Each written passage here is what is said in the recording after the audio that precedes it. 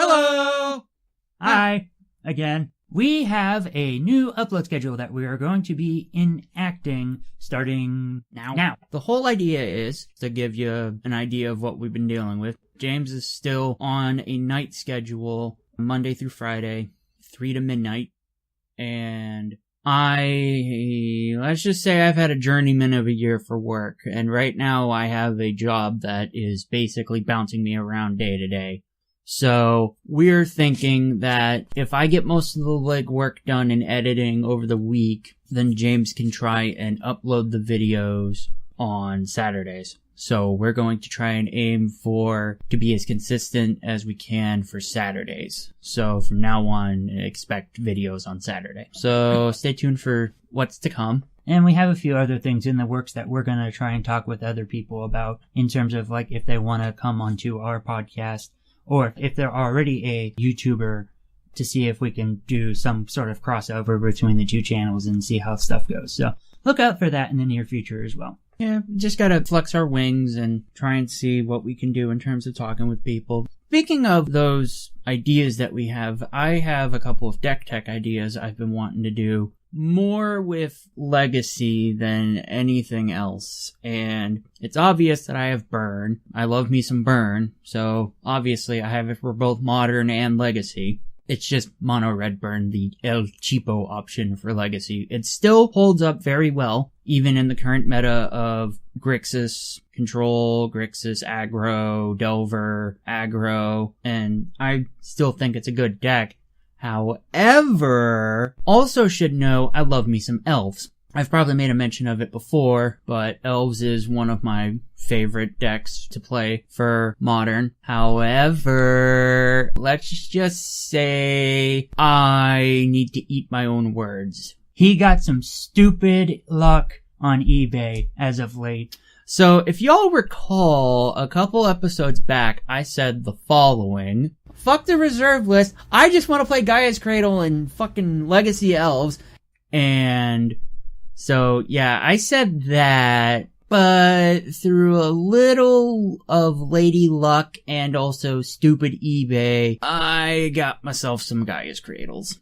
I set aside some money just to see what I can do. I only set aside enough to justify maybe one and see if I can go from there, because I was talking to a lot of people and they say if worst comes to worst, just set aside some money to try and get one and then get crop rotations to compensate for the rest of it, which sounded like a good plan. However, thanks to eBay and the powers of my stupid dumb luck, I managed to get, let's just say a 2-for-1 sale on them. So, yeah, that was fun to do.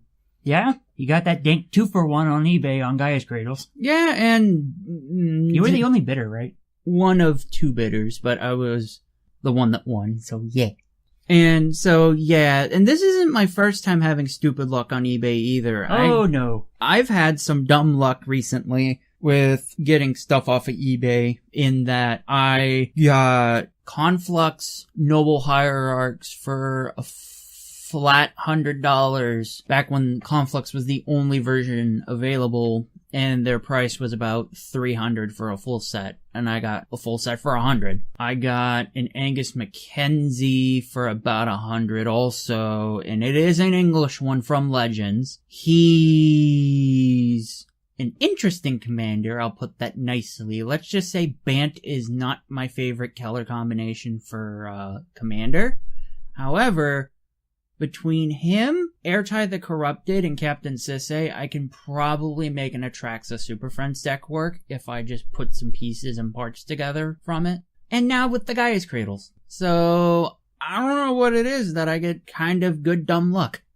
I wish I had that kind of luck on eBay. It's very infrequent that it happens, but you've hit the jackpot on a lot of stuff. Yeah, and the only real thing with the Gaia's Cradles is there's just a couple nicks in the corners. So, I mean, and the same with my Angus Mackenzie. On face, like the actual face of the card, he looks pretty clean. On the back, that's where you can see the wear and tear. Yeah, it's on the back half of the Angus that's kind of scuffy. And then on my Nobles, it's just little creases at the tippy top. So they just have little, like, pinstripe markings of white showing through. So they have some play, but it's barely noticeable unless you fine-tooth comb look through it. And that's all my cards really have going for them. So I can't complain about my dumb eBay luck. Yeah, no, it's been pretty damn good as of late. Oh yeah, and I also got a playset of Bob's for about $100 also, when they were starting to skyrocket in price. So yeah, that was fun. Yeah, onward to our next topic of conversation. Ravnica D&D Weekend! Yeah, that's coming up. In our case with our local game store, the shop owner informed us that November the 10th, he says that we are going to be doing the Ravnica D&D release. So we're going to be doing a Ravnica draft, and also he's going to have like a lot of the Ravnica themed things from the D&D set coming. And also we're just going to have an awesome weekend. I don't know if I'm going to be able to go to it because of work. I know James would be able to. I took off on Friday! Well, that's Friday, but also into Saturday. I'm off on Saturday! Gloat, why don't you? Yeah! So, I haven't played D&D in a little bit, and I haven't, well, aside from the pre-release, I haven't drafted Guilds of Ravnica, so we'll see how this goes.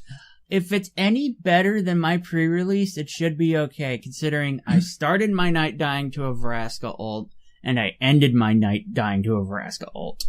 So, it could be worse. Yeah, well, we'll just have to see. So, yeah, I'm looking forward to that. Anyone wants to comment what their shops or stores are doing for the Ravnica D&D weekend, let us know. Also, hit us up on Twitter with it. Twitter, YouTube, Facebook. All that fun shit. Yeah. So, aside from all of that, James, I believe you had something to say. Folks, I want to talk about spin down dice. Okay, in the case of the Izzet and Golgari spin down dice for Guilds of Ravnica, they look awesome and I love them.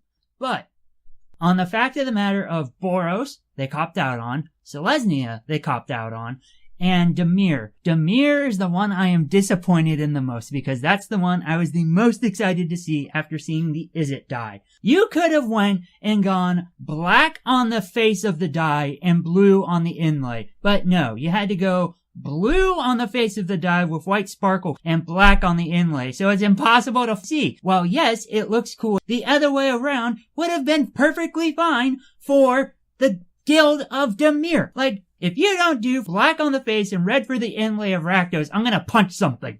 Like, come on, people. Simic, that's definitely gonna be interesting. Azorius, I know you're gonna cop out on. Don't lie to me, wizards. What are the other guilds that are going on? Gruul, that's gonna be a different one. Orzhov, you're gonna cop out on like I know you will. Are you good? I'm mad about these. Like, you had the perfect opportunity to experiment. Selesnya, that would have been cool to have white on green. Boros, I know red on white's their thing, but white on red would have been cool too. Orzhov, if you do not do black on white, I will stab something. Simic's gonna be difficult to pull off, but I know you could do it. Blue and green, what do you expect? That is all. I know they have to be cost efficient and go with the easiest thing to mass produce, but at the same time, experiment a little bit. Come on, like, again, the Izzet spin down. I bought you 6. He did buy them. But to say that, you gotta know, from all the spin downs anyone has ever gotten ever, the Kellers are rather basic, yes, but at the same time, they work. I know they work. They're what is known through the community. They're what works. It's what WotC's been doing for how long. They can't really change that. If they have how much of it, they're gonna use it.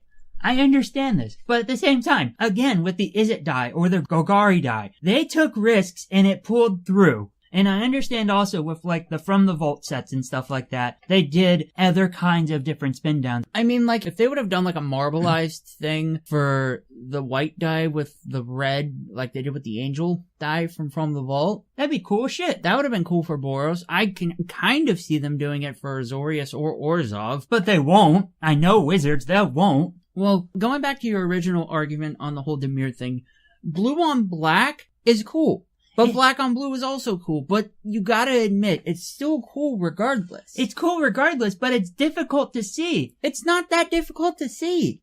Depending on lighting. It's not difficult to see. I can read your dice perfectly fine. Okay, again, depends on light. Like, you can barely see the set symbol unless you hold it to your eyeball. Like, come on. Well, it's the guild symbol, of course. I know, but you want to make sure it's as distinctly seeable as you can. I mean, with the Is It one, I'm not gonna lie, in some of them it kind of looks like just a little blotch. Like they took a stamp from the Magna Carta or some shit. That's true. It does sometimes look like that. That's But at the probably same time, imperfections. Yeah, but at the same time, you can only do so much with what you have. Those things are tiny as shit. You expect anything to be perfect, James? No, but at the same time, again, experiment. Well, I mean, it's like with the Boros one. Okay, we have a lot of red on white. But at the same time, I do agree, white on red would have been cool. Selesnya, green on white. They have a lot of those dice too. I know. Orzhov, black on white is going to be the go-to just because that's what they have. Well, white on black, because that's what they have. Or white on black, whichever they want. White on black is going to be what they're going to cop out to. I know it. I'm going to call it and say they're going to do black on white like they've done with the sleeves, they've done with the playmats, and a lot of people do art with it. They always do. Black is the main base for the Keller, and they always put the Orzhov symbol in white. I really, really hope you are correct. That's what I've been saying, is that what they should do for Orzhov. But I know they won't do it. It'll end up looking like a white Ixalan die. Either way, it's going to be like that. I know. Because black on white or white on black is what they have a lot of in terms of a Keller. I know. And again, that's because they have all these die that they can easily just mass produce. Yes, because that's what they've had for how long? I understand. But at the same time, take risks. That is all. That's your artist, you talking. Yes, it is. Okay, whenever I paint, I use Kellers primarily. If I primarily go with Kellers as what I envision a piece with first. Or if I'm just going out and saying, hey, let's see what I can do with these Kellers, and I go from there. That's how I paint, is based by Keller. Unless I already have a predetermined idea, either written on paper, made up in a paint program, or some other crap like that. Or commissioned. I usually just go with whatever I feel might look good, or say, hey, let's see how these Kellers work if I haven't done a piece with them before. And so, that's what I am dealing with about this whole dice rant thing, is because I just want to see a little bit of an experiment. Like, as I told Josh, and I'm just thinking about this off the top of my head now, the From the Vault lore dies that were that deep navy blue and had that silver as the inlay. Yeah. Okay, if they use that same deep navy blue and use a bright green for Simic, that would look cool as crap. I could kind of see that. I mean, it also depends on who they go through, because if it's like Chessex or something, that's one thing. But if it's, I don't know, some third party that they probably go through to get these things, I don't know. They'll think of something. It's not like they're not innovative in any way, shape, or form on ideas. I know. I mean, not to try and derail this conversation in any way, shape, or form, but there's a lot to do. But do you really think their top priority is making sure the dice look cool in terms of dealing with this whole set thing? No. Their primary thing is take care of the cards and their interactions with everything else, which makes sense. That's the first and primary thing that they do, is they're taking care of the set and making sure it interacts well with the rest of the set, and then also the subsequent product that comes with it, especially say like the Guilds of Ravnica and the Alliances of Ravnica stuff, that's going to come through. So they want to make sure that that stuff interacts well, especially with the other sets that are probably standard legal, and make sure it's a fun draft environment as well. So long as they remember that certain interactions aren't stupid and remember to catch them before releasing the set. But anyways, I think the die thing, I know that's probably going to be last on the list of stuff that they worry about. But who knows? It could be, I don't know, somewhere in the middle. I mean, it's just a nice little touch to show the guilds they're appreciated. To show, hey, this is your flag. Plant it during pre-release with these dies. Or, also, get these sleeves that are also available that have the guild symbol on them. They're dope as shit. As Prophet said, they're pretty good. I myself have never been able to find any, but from what I've heard from other people who have used them, they're pretty good. Only problem really is they're not a matte texture, but at the same time, I mean, Glossy's just the way to go with that. I mean, look at Dragon Shield with their Gael sleeve. I loved those sleeves. They were the toughest sleeves I've ever used. They were the prettiest sleeve I've ever used. They did the job very well of being a protector for my deck for each of the cards, but it also served the purpose of, this is what I like.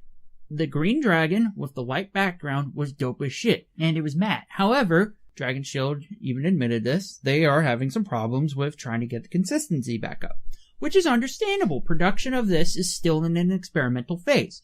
That's fine. However, it's just one of those things. Getting back to the dice thing, so this doesn't get derailed, it's one of those things where, yes, I feel like they should experiment, but at the same time, if they have a lot of a certain color that is used a lot, then just go with what you know. Especially with how many sets and how many guild kits and how many pre-release kits they have to make and ship out. Do you think they're going to try and experiment and see, oh, hey, this works, or hey, this doesn't work, or hey, what's our consistent formula that works for dice? Again, I still say, the Izzet and Golgari dice were cool as crap. Dimir sort of failed, but that's just on my end. I don't know how the rest of you of the Dimir guild feel about it. Come up from the shadows and tell us your opinion. Boros and Selesnya I was disappointed with. Everyone was disappointed with them. But at the same time... Again, the die, not the actual guilds. Those are actually pretty good. Yeah, the Boros is just doing work. But it's just one of those things where it's like, you really think they're going to want to experiment with new colors when they already have a consistent color that works for a dice? Again, I'm not ignorant into the fact of the matter. And also, are we really going to spend 5 minutes talking about dice? Yes! As I had even said, let's talk about spin downs as my introduction. So, I'm closing this and saying I'm not ignorant to the fact that WotC as a company and whoever else they go through to make the die are having to deal with however many millions of dice they have to make for these things. I understand that they're a company. They want to be as proficient and also cost effective as possible and get as much as they can out. But again, pointing to Izzet, pointing to Golgari, and pointing to some of the From the Vault stuff. Those were experimental colors and also experiments in terms of designs for how colors worked on those dice. You're also forgetting the Amonkhet and Our Devastation dice. Those were pretty. Our Devastation was impossible to see because it was a dark red with black on the inlay. I thought it was gold. No, it was like a crimson red for the face of the die and black for the inlay for Our Devastation. I mean, the Amonkhet one is cool as crap. You also gotta remember when they did the Tarkir block, they had all those different dice representing all of the colors. Again, that was also cool. Except for the one that looks like puke with a black inlay. I got one of those. It was weird. The dice is cool, it's just, I can't see it. You know my problem. Yeah, but at the same time, it's literally like puke, green, brown. Sort of like camo. It just mixed together. With black as the inlet color. Yeah. That's just a bad design choice. Yeah. That wasn't just, oh hey, we're gonna experiment with this. They did experiment with it. It didn't work. It should have been either a gray or a white, but not black. That was just impossible. So anyways, before we go any further into delving on the dice, we're gonna wrap this up. This is Josh with Magic the Brothering. This is James. Hit us up on Twitter at brothers_MTG. Hit us up on Facebook at Magic the Brothering. Send us an email at magicthebrothering@gmail.com. Bye!